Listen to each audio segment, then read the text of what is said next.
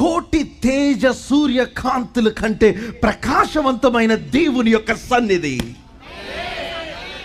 తేజోమయుడైన దేవుడు, నిత్య నివాసి, ఎవని వెలుగులోనికి ఈ మనుషుడు ప్రవేశించలేడు. దూతలు, కెరూపులు, సెరూపులు చూడలేని ఆయన ముఖము నీ మీద ప్రకాశిస్తుంది. నీ దుఃఖ దినములు సమాప్తం అయిపోయినాయి. నువ్వు ఏడ్చే రోజులు అయిపోతున్నాయి. నువ్వు ఏడవటం వలన నువ్వు ఏమంటున్నావు అంటే, దేవా నీకు చేత కాదు నా జీవితాన్ని బాగు చేయటం అంటున్నావు.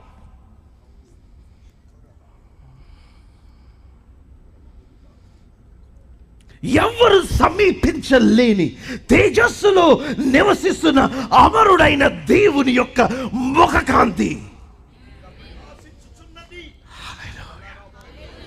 Can you imagine the magnitude of the